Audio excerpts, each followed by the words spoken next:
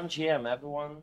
I'm seeing that more and more people are joining us today, and well, here extremely privileged to start the conference with a bang.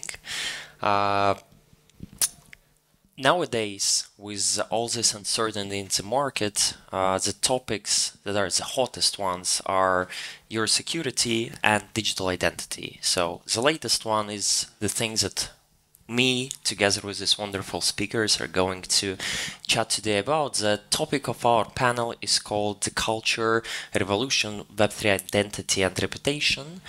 And together with these amazing people, we're gonna dive deeper to discuss off-chain, on-chain identity, why it matters for Web3 space. So make sure that you prepare a couple of questions because we're going to have some time after our panel. Make sure that you take a lot of pictures and post those online because we want to make this event massive. We want to start it right.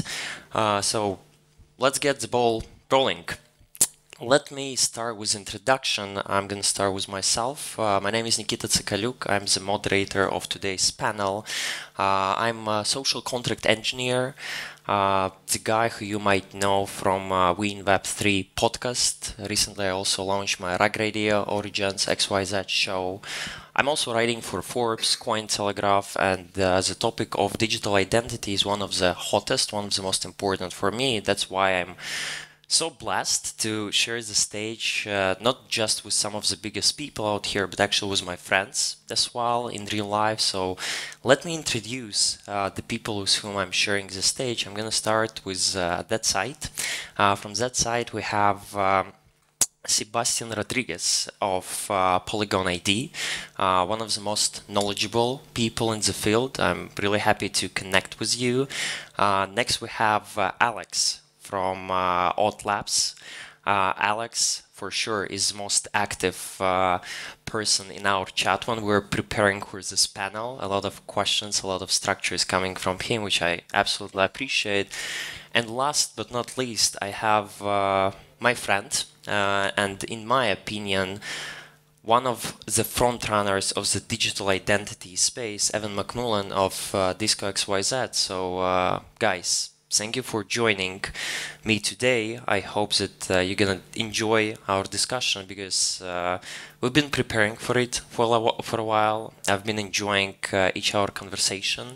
And I know that if there is one thing that I can tell about all of the speakers, it is actually the fact that they all are extremely bullish on digital identity, on the Web3 space in general. But you all are coming from different background. You all have your own story, you have your own opinion. So why don't we start with a simple question? What does self-sovereign means to you and why does it actually matter? Let's start with you, Evin. GM guys, thank you so much for joining us, and thank you, Nikita, for this wonderful setup. So when we talk about self-sovereignty in the Discoverse, what we mean is that the subject of data has the most control over that data. Not ultimate definition and control, because of course that would mean everything is self-attested and therefore not especially useful. But when we logically centralize information around the party that it describes, this means that we can become the physical transport layer for our own data. We can consent in an affirmative and informed manner to how that data gets used, computed upon, shared, etc. And so with this logical centralization of data around the subject and physically decentralizing it in the places where it makes sense to store, then we can optimize for the portability of that data. Because the atomic unit of Web3 is a human being, not a wallet address. And as long as a single blockchain is not the only API upon which humanity relies, it doesn't make a whole lot of sense to store all of our data there. Makes a lot of sense. Alex? Hello, friends. Thank you for having me. No, I kind of agree on this, to be honest. I've been personally active in the governance space the most for the last 6 years. I believe digital identity, self-sovereignty are pretty much the foundation of it all. In general, whatever kind of configuration they will take in the upcoming years, whether they're going to be... No phones, please. Sorry. No, jokes aside, yeah. So whatever configuration they will take, they will leave mostly off-chain, on-chain, or whatever. the fact that the people that create a collective, a community, activist group, grassroots organization, so on, are in control of what they create together, of their own identity, what they share, of what they build collectively, I think is the most important step, and is the foundation for a more open space. Please. Sorry for the phone.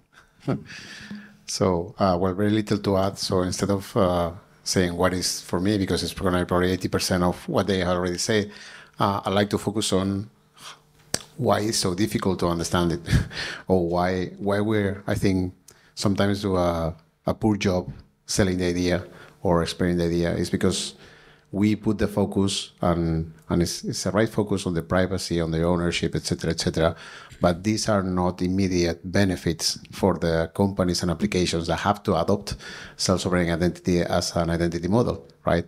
Unfortunately, very few companies would adopt it if it's just because of the privacy of the end user, right?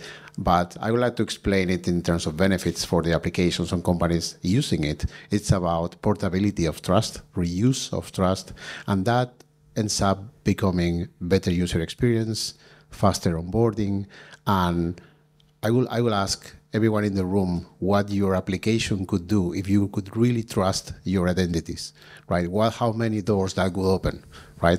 So we are in the business of trust, and there are trust issuers, trust sources out there that we are not using because it's difficult to connect to them or to interoperate with the information they are providing. Think about banks, governments, universities, all kinds of institutions that can provide that trust that is not being used for the purpose that it could be used, because we don't have a way to connect it to the people that have to verify that trust, right? So I would say SSI, it's about privacy, it's about user-centric identity models, but from a company point of view, from a benefit point of view, it's about user experience, and it's about trusted identities. Cool. It seems like we have defined these main terms around digital identity, self-sovereignty, being portable, to be able to use it from different sources, different entities, like being all connected, and also people. You all mentioned this term, society, community, to be built for people, by people, to be used by all of us. The logical question that I have is as following. Digital identity has been there for tens of years right now. It's called off-chain.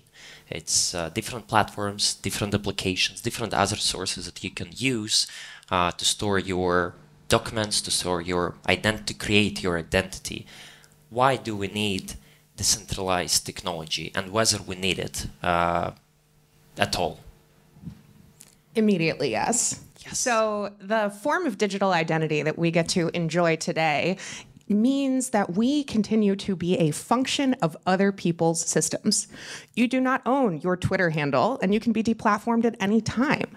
You do not own your email address, and it can be shut off or censored or reviewed by, a government entity in any moment. You do not even, sort of own and control your expression of self when it comes to your driver's license. That's a function of the Department of Motor Vehicles. And one of the reasons that I first fell in love with Bitcoin a little over 10 years ago is that you could create an identity that could transact with other identities, and you didn't have to ask a damn person for permission. So right now, in the United States at least, citizens spend about 11.5 billion hours a year filling out forms. That's a lot of time. Now, I'm sure if you guys have been to a crypto conference before, you also feel like you spend 11.5 billion hours a year filling out Eventbrites and Partyfuls and RSVPs for even this very event that we're sitting here, enjoying today. So as Sebastian was saying earlier, the ability to reuse data can diminish onboarding. Imagine the end of onboarding, where instead of filling out a form when you go to sign up for a new app or dApp, it's like almost like a self-owned autofill. You connect your wallet, that application pings the Disco API, sees what credentials as Nikita brought for us today, and then immediately fills out the data that you have consented to share. As Sebastian was saying earlier, the concept of privacy is really nebulous, right? Privacy is a static end state that we end up in after we do the action of giving consent. So rather, if we focus self-sovereign identity's benefits on giving affirmative consent, being in the driver's seat when it comes to our expression of self, to diminishing onboarding and increasing the speed with which we can get out of the nightmare rectangle and into the adventure we were trying to have in the first place, that is a benefit that is much more appealing than just this sort of vague esoteric concept of privacy. So if we can increase the known universe of data that an application might rely upon when a user comes to the front door for the very first time, we can have more personalized experiences. We're not recreating duplicate copies of our data to be stored in speciously secure manners by random event RSVP applications. And fundamentally, as you were noting earlier, right, we are building human coordination tools, not wallet-to-wallet coordination tools, human coordination tools. And so to the extent that we can make the experience for human beings better by allowing them to logically centralize the data around themselves and diminish onboarding, have more personalized experiences, like this is the Web3 that we were promised. This was the bill of goods that I was sold, not just coordinating around treasury allocation, which is all we can do today on chain. So basically all about people making this as customized, as personalized as possible, but at the same time efficient, so that we don't spend time, we don't spend this energy, everything is there like with one click. Our definition of the metaverse at Disco is your ability to show up in any digital or physical environment and receive a personalized experience based on the parts of yourself that you choose to share. We do not think that the metaverse is hanging out inside of someone else's website with an iPad strapped to your face, and that's basically what it is right now. That's why I'm saying that in Web3 space, we're still early right now, that it makes no sense at all to compete one platform, one land, one project with each other, but actually to complement each other, to allow this goods, this identities, this your information to be transferred from one to another, something that is coming there, not now, most probably not next year, but very soon. Sebastian. Well, again, many points in common. I would summarize it by saying, when you say in Web2 we already have identities, I agree with Elin. We have accounts. An account is an artifact, right? That is used for the sake of the service. The original question is, why do we need to transition to a decentralized model? Permissionless is one way of thinking, right? If you think that identity is a human right, if it's a human right, you shouldn't be asking permissions, right? And the truth is, even in countries where that is a human right and you're not supposed to ask for permission, there are millions of people that don't have access to identities, right? So I think in the more developed world, there are economical reasons to move to a decentralized model. If you take into account the 1.2 billion people that don't have access to basic service because they don't own an identity, they cannot be identified, right? That becomes a much stronger reason to turn it into a decentralized system, right? We are one of the projects that I love to work with is we're working with an organization that collaborates with NGOs, and they work with refugees, right? Some of these refugees may not get access to some benefits because they cannot prove who they are. They don't have a document, they don't have an ID, right? But they need to prove certain things about their identity, right? In these kind of scenarios, you realize that identity is like water when you're in the ocean, right? You don't think about it when you have it. You don't miss it when you have it, right? But there is millions of people that don't have access to it, and I think that creates a very compelling argument of why it should be, as you say, permissionless. I love it. Like identity, like water. Everyone for sure should have an access, but not everyone is having one right now. Love it. All right. Well, of course, I agree with what my intelligent friend said. Now, well, I believe one thing to add to this would be that we are led to believe that decentralization is pretty much the solution to everything. It isn't. I mean, you can have exactly the same things in off-chain world, in a fully centralized world. The thing is that you need to trust someone. You need to trust that there is this enlightened, selfless individual or group behind the hood that is going to take care of yourself. That's the type of identity that we're used to. We are used to receive, for example, a passport, a national ID, whatever, and the provider ensures that we exist, validates our existence, and so on and so forth. I believe what these decentralized technologies in general, I believe more hybrid combination of decentralized and centralized technologies can offer, is instead an identity that you choose to associate to something that is close to you and represents you, and that's valuable. As well as, for example, when you create your association, your identity in association with something, you're already part of a group. And we can move from this, very ancient idea of an individual identity that lives in the vacuum to a collective identity. That in itself is I wouldn't like to go political, but is a weapon to, be stronger and have, be able to fight back respect to abuse, authority, and so on. So yeah, I would say that's the main value that I see in this. Alex, you just mentioned one ideal term, moving from individual to this collective identity. And you said that you don't want to go deeper into it, but it's actually my next question. So why don't we start with you to actually defining it and explaining why it matters and why perhaps that's the future? Well, I mean, we touched upon human coordination for a second. I think what we are building is basically the set of tools for truly decentralized fair governance, for people to be able to take decisions that are not going to be enforced by third parties, and again, like building this sort of pyramid of trust. That's changing a bit what Evin was saying. At the moment, DAOs are as, let's say, advanced smart treasury. People decide how many tokens to put in, and they will receive something back. It's basically, pleb shareholders, so to speak. The ideal for a DAO, for a decentralized collective, is to be able to take decisions that are immediately directly enforced without, any sort of vehicle in between, any filter in between.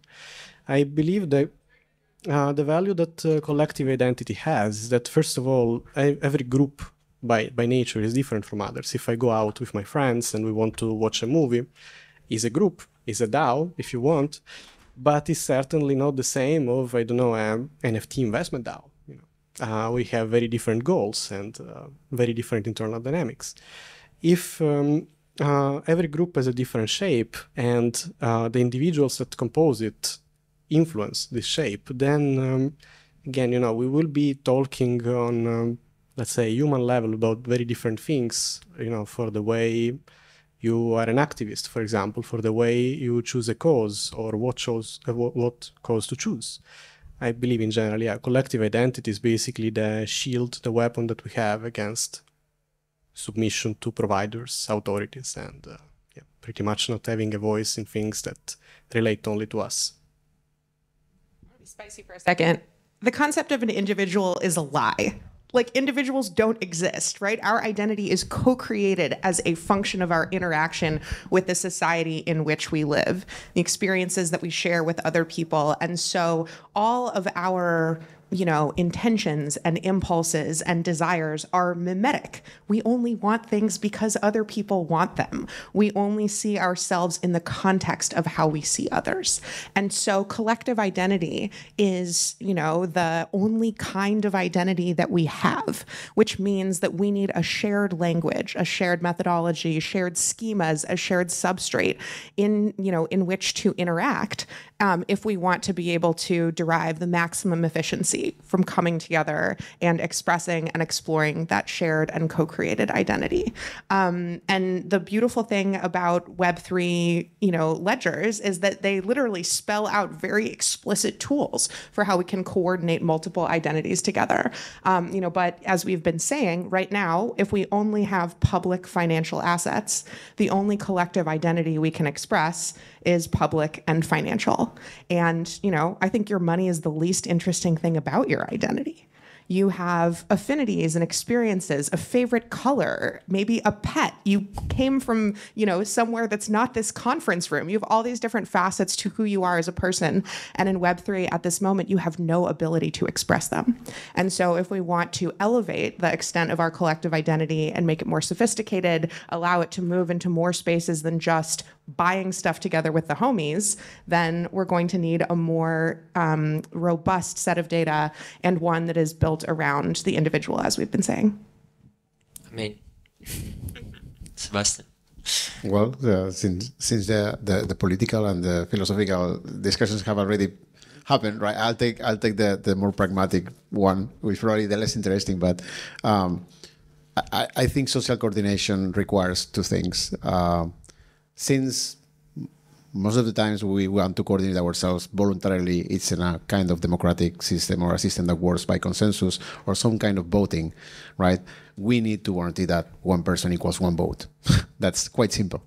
The other thing we need to have is reputation. And if it's portable reputation, the better, right? And when you tie those things together, right? That we know that you are a human being, that you know that you are unique, we can guarantee that one person is one vote, and then the actions and your voting history will go with you in multiple domains.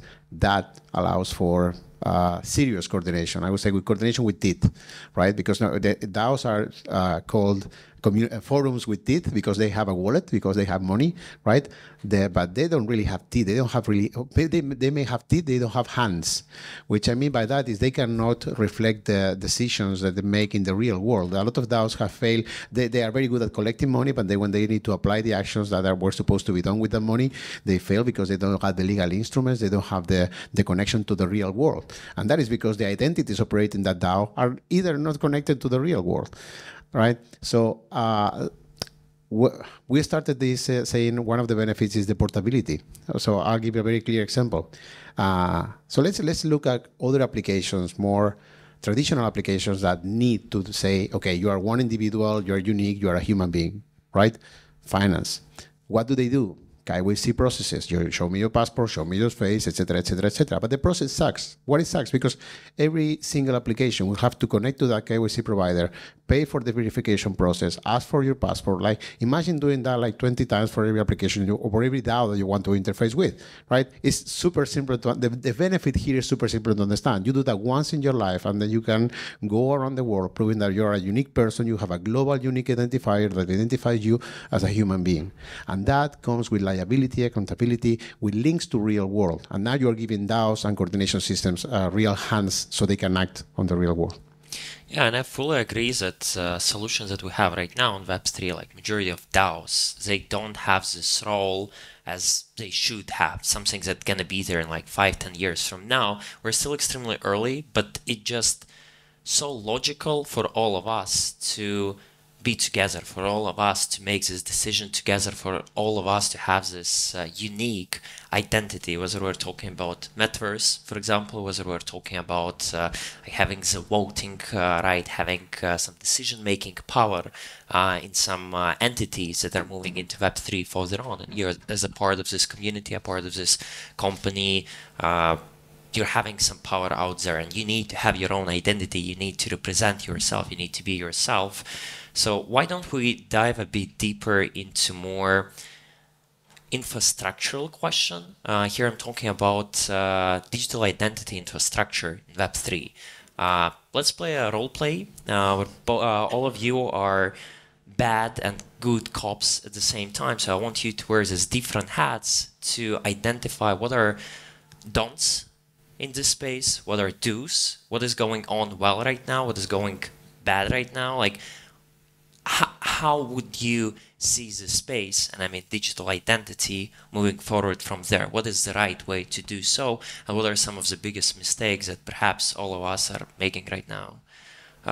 Sebastian, let's start with you this time. You sent me the difficult one first. Okay, so let me be the bad cop first, because I'm better at being the bad cop actually. So what is going bad about digital identities? And okay, in self-sovereign identity, I think we are doing a terrible job selling it. In general, I think we started the wrong way. We started first as an ideology sale, then as a technological sale, and then now we are pushing the narrative of privacy all over the place, right? And personally, I think most companies don't care about that. If they cannot translate that into real benefits to their business, to their core, right? Many companies have user experience at their core, right? If you cannot tie this to the user experience, they won't care. If you cannot try this to efficiencies in certain processes, they won't care. So I think the way we have chosen to sell this, I mean, our mission shouldn't change, right? We're in this. I actually, he asked me before we started, why did you move to this space? I was really inspired by the mission of self-sovereign identity, so I'm still following that path. But that's not how you sell it, right? So I think telling the difference between what are the long-term goals of all this and then how why the world would adopt it, that is something that I think we can do better, right? The other thing is, I think there is now a kind of debate between technological models. So we have verified credentials, DIDs, and all the standards promoted by the Web3 Consortium. And then we have a Web3 different approaches like soulbound tokens, NFTs, logging with your wallet, et cetera, right? Recently, 2 weeks ago, I had a brainstorm with my team saying, okay, we need to figure out, because I'm sure they are good for one thing or good for different things. And yes, they have different use cases, strong points, weak points, but the conclusion of that meeting was, we're doing this wrong. We are seeing this as competing approaches, right? And they don't have to be, right? There is no reason why they cannot be combined, because there are certain use cases like reputation, right? Or negative reputation, where software tokens are very strong. And then, but you want the connection to the Web2 world and the interoperability that you get with verifiable credentials, right? So thinking in an adversary way, I think is also something also that we need to stop doing. And I'll let somebody else to play the good cop. Alex, ready? All right. Well, it's a difficult question. Thank you for that. I enjoy them. No, I totally agree with Sebastian. I mean, if there is one thing that is kind of positive, is that we can have this kind of debate. It is much easier to achieve decency, human decency, with decentralized technologies than it is in the real world we're used to, which is an advantage. But on the bad side, I think, that when we all joined, I think like a few years ago, there was this general narrative, blockchain is the real internet, the internet we were promised, and blah, blah. But at the end of the day, it's a bunch of companies that try to win. And this is, I think, is extremely detrimental for real people, for the world, and is generally something that is not very different from corporate lies. So I think this is negative. From again the technological side, we have the possibility that like the real internet, what is that? It's basically the possibility for different people anywhere in the world to communicate in real time without or with very limited amount of filters, censorship, and let's say barriers with each other. In a blockchain network, you can achieve this, again, this sort of basic human decency in a much easier way.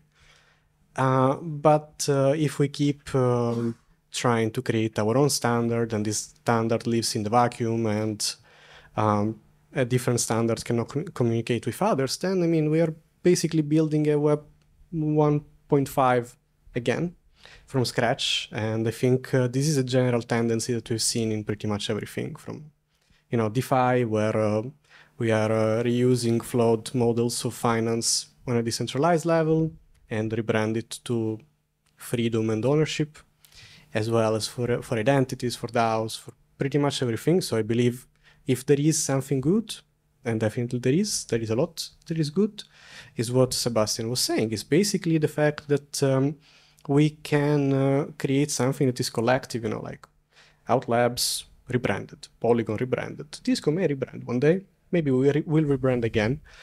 Projects change, products change, their face, their name, and so on. But at the end of the day, if we behave in a non-competitive way and more collaborative, there will be something that stands. And I believe at the end of the day, it's going to be a win-win for real people in the real world. So yeah, that's...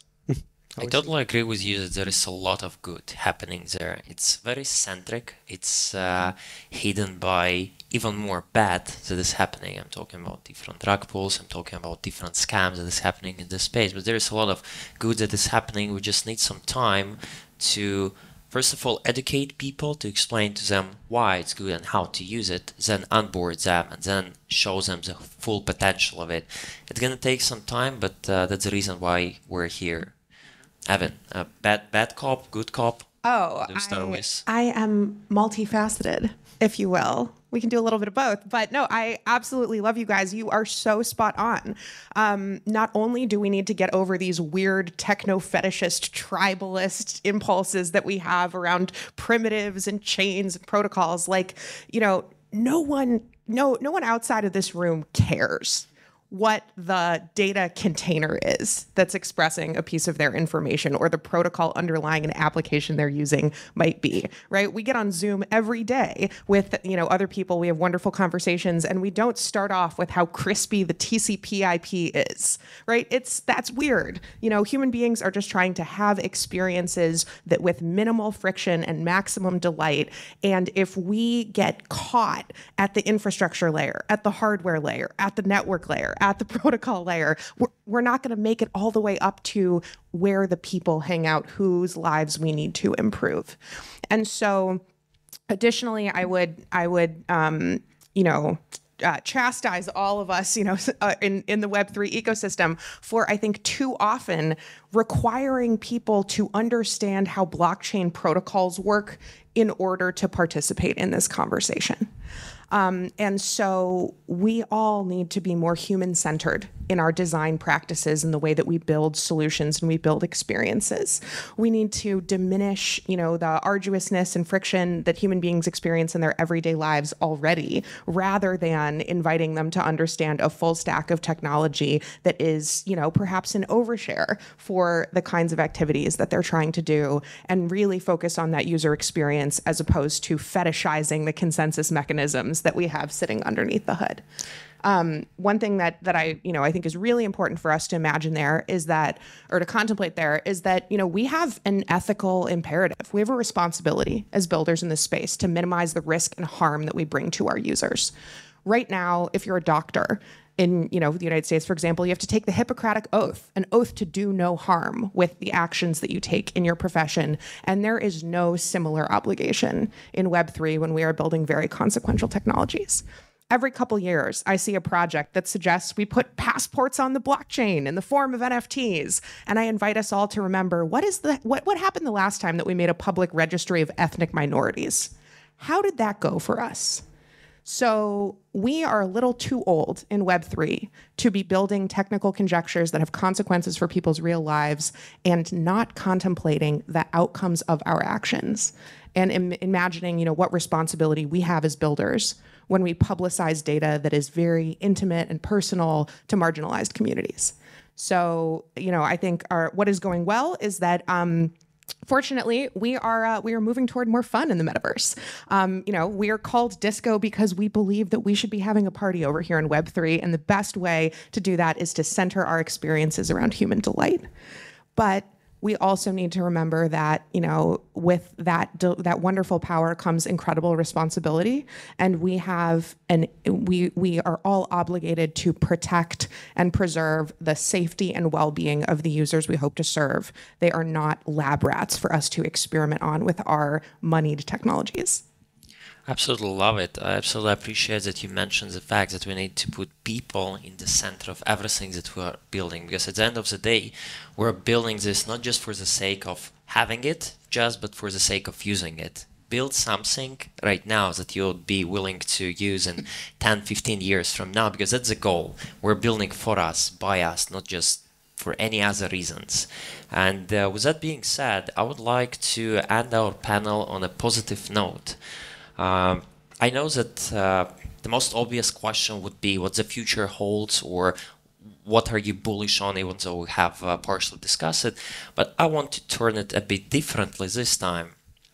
I want to give all of you an opportunity to have this elevator pitch for 15 seconds, but not about your brand, not about your vision, but actually the reason why people should be bullish on the whole Web3 space, and specifically digital identity in it, whether on-chain, off-chain, digital identity in Web3. Why should people be bullish? Just imagine that you're stuck in a lift, perhaps, and you're talking to a general audience, someone who has almost no understanding of Web3. Like, people see that crypto is a scam, NFTs like these JPGs are trading for like thousands of dollars, etc. Nothing is happening there. Facebook, there is no Facebook anymore. There is only Meta. But why? Why do we need it? So try to explain to a general audience in this 20 to 30 seconds why Web3 is the way and why digital identity is the way to do it right. Whoever is brave enough to start. Show up in any digital or physical environment and receive a personalized experience based on the parts of yourself that you choose to share, and never fill out a form again. Wow, it's powerful. It seems like... Sounds like fun, right? Don't you want to be part of that? Yeah. Don't you want to live there? Yeah, it seems like you've been prepared, even though I haven't shared this question with all of you. It's good, it's good. Alex? Right, well, I will improvise. Well, to be honest, I believe the most important thing for us is that we take our own choices and not the ones that are offered to us by a third party that don't know anything about our real life. Love it. Short and concise. I would say that Web 2 was about social interactions. Web 3 is about value transactions. But value transactions without a link to the real world don't allow us to take most of our businesses and human value interactions on the digital side. So the reason why Web3 is lacking a lot of use cases and cannot implement a lot of the things that we see in the real world is because we haven't yet decided what's going to be our identity layer in Web3. Guys, y'all are amazing. I absolutely enjoyed today sharing the stage with all of these bright minds. I know that we have 2 more days altogether to chit-chat and spend a fantastic time. But today, if there is one thing that I want all of you to understand, that we're building this for people. We're building this for community. We're putting people, entities like us, group of people in the center of it. And I want to do it right. I want also to give some decision-making right to our audience here today. That's why I finished like 7-8 minutes before, just to make sure that some of your questions that weren't discussed today are still addressed. So who is brave enough? We have the first one. Let's go.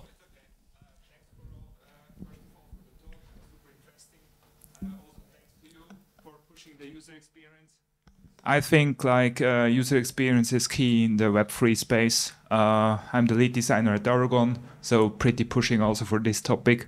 I have just one question. You're talking about all those solutions which we have right now, but the biggest topic I see here, who is giving the KYC or who is doing the KYC? So, I mean, like at the end, somebody else could say, it's me, when they generate their identity online. Or their decentralized identity. So what do you think about this topic? Because without this solution, we will never make like this identity. Yeah. So the foundation of any attestation is who said it, right? So if we collect pieces of information about ourselves from a plurality of different sources, and they're all signed by the parties who've made those statements, certain parties we're going to trust more than others.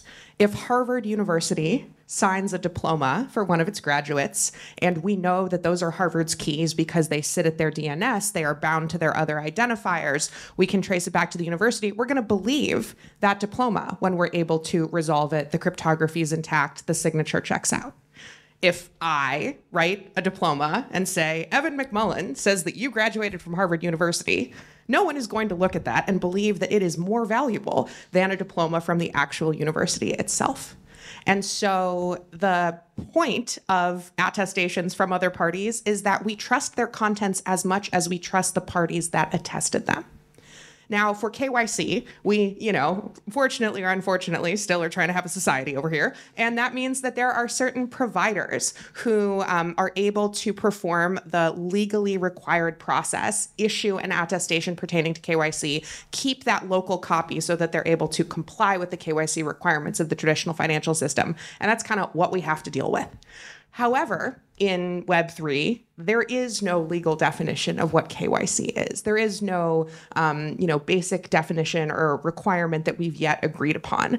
And so I think, the importance of who signs an attestation is defined by the party that relies on that attestation. It is going to be different for every app, different for every community. But a pretty safe way to do that is, as Sebastian was saying earlier, we can rely upon the trusted issuers that we already have, which is why Disco makes it easy for you to take custody of your KYC credentials from traditional providers and bring them with you to Web3, cross blockchains, physical spaces, that kind of stuff. But there are also other kinds of data that can give us the signals that we're looking for when we say KYC. So you can also take custody of government documents, things like your ID, your passport, things like a student ID, or even local citizen credentials. And so KYC proxy data, I think, is super interesting because it allows us to move away from those more traditional providers, but we're still, at the end of the day, relying on the signers. Sorry, kind of a long answer for that question, but I have a lot of feelings about KYC. Yes, let's be friends. May I add something about this? So I believe it's important to have a dialogue as well, but there are elements that cannot be reconciled. I believe in 10 years, like 10 years ago, 5 years ago, 3 years ago, maybe, if you were to talk to an investor, they would ask you, why do you need blockchain? And other very trivial questions that today we dismiss very easily. I believe in 10 years, nobody is going to talk about these things, like why KYC should exist, do we need KYC, and these kind of things. I believe, all of this attempt to try to create a nice two-way communication with institutions is a lie. And there are elements that will never be able to be reconciled. And what we are building in Web3 is a different type of society. So yeah, it's great to have certifications. Certifications are like assets. They're like NFTs in a certain way. People attribute them the value that they attribute to them. So if, for example, as Evin was saying, you can prove that you actually graduated at Harvard, it has a specific value in a specific environment, in specific circumstances. If you have a POAP that said, I had a dinner with Alex, maybe nobody will care. So, but it is the same thing, it's the same process. So people attribute value to certifications. Your identity and what it is something that you build. And I don't believe in a future where KYCs will be required to perform social interactions that we would do easily without even sharing our name or shaking hands. So yeah, let's be honest. I mean, we are not able to have an actual two-way dialogue with institutions in the previous world. There are limits to that. I guess it was answered as detailed as possible, unless Sebastian has anything else to add. I could, but I think we Yeah. all have time for other questions. Yeah, let's have just another one, quick one. I just want to build up on what Evin said about data testators. And the most fundamental building block of that is the identity, what's my name, what's my nationality, yada, yada, yada. And that, as you mentioned, depends on my ID, and that's government issued. How long do you think until governments start cooperating with the Web3 crowd to achieve this? And how do you envision the process going on? We have pilots underway. We can talk about those, literally now. Back in 2016, 2017, my colleagues worked with the city of Zug, Switzerland, to issue citizen identity credentials that were self-sovereign and owned and controlled by these individuals. They could use them to access government tax documents online. They could use them to rent bicycles, even get ice cream at the local ice cream shop. And so we have seen, the sort of early implementations of these technologies give way to mandates from the European Commission to explore digital identity and self-sovereign identity in an interoperable way throughout the EU. If we look to Dubai, there are already decentralized identifier-based identity solutions for the citizens there. We at the Disco team are excited to be collaborating with governments in Latin America to allow citizens to take custody of driver's licenses, of marriage certificates, of birth certificates. And so I would say this is already underway from a government perspective. And in the United States, even, There's an incredible collaboration at the state level of a number of entities allowing folks to take custody of digital versions of their driver's licenses that use the verifiable credential spec. And so if we look to government entities, they are embracing the technologies that we're here on stage talking about already, which is really exciting to see. Guys, I know that there might be some more questions to address out here, but rest assured, we all will be out here for 2 days around. Make sure that you follow these amazing speakers on Twitter. Follow me as well, please. What's your Twitter handle? Cikalukn, Cikalukn. Yeah. We're always happy. We're always happy to answer your questions. We're always happy to onboard the next million of people and make it as efficient, as sustainable as possible. I hope that all of you enjoyed this conversation as much as I did, because it was amazing. That's the right way to set the tone for the whole conference further on. Thank you very much. And guys, we see all of you in Metaverse very soon. Thank you. Thank you.